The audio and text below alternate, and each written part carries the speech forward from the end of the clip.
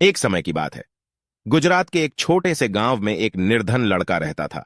उसके माता पिता नहीं थे। गांव में उसके पास आजीविका का कोई साधन नहीं था, परंतु वह बहुत बुद्धिमान था। अपने पिता से उसने काम की कई बातें सीखी थीं। एक दिन उसके दिमाग में एक अद्भुत विचार आया। उसने शहर जाने की ठान ली। शहर जाकर उसने एक सस्ती सी दुकान किराए पर ले ली और दुकान के बाहर एक बोर्ड लगा दिया जिस पर लिखा था, बुद्धि का सौदागर, यहां बुद्धि बिकती है। लदे ढाके की दुकान के आसपास फल, सब्जियां, कपड़े, जेवर, मेवे और रोजमर्रा की चीजों की कई दुकानें थीं।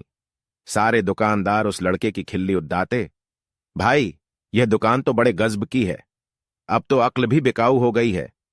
लड़का उनकी बातों की कोई परवाह नहीं करता था।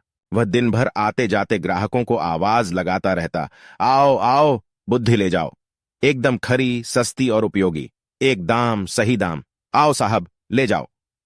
लेकिन बहुत दिनों तक बुद्धि के सौदागर की दुकान पर कोई भी ग्राहक नहीं आया। एक दिन उसने दुकान बंद करने का निश्चय कर लिया।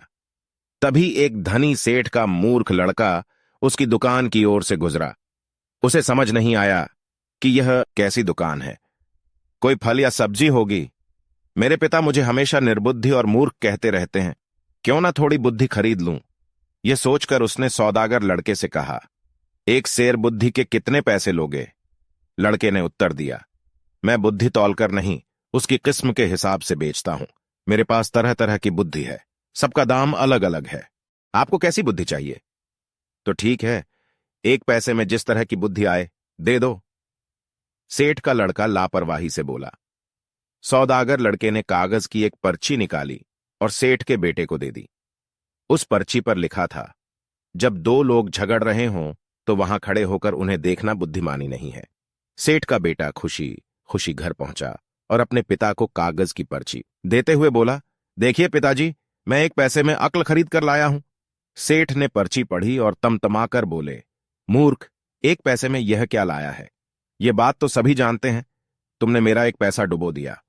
सेठ तुरंत सौदागर की दुकान पर पहुंचा और उस लड़के को बुरा भला कहते हुए बोला, लोगों को ठगते हुए तुम्हें शर्म नहीं आती? मेरा एक पैसा वापस करो। पैसा क्यों वापस करूं? माल दिया है, पैसा लिया है।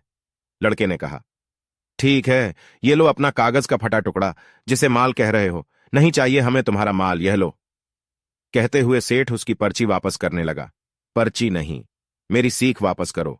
अगर पैसा वापस चाहिए तो आपको एक कागज पर लिखकर देना होगा कि आपका बेटा कभी भी मेरी सीख का प्रयोग नहीं करेगा।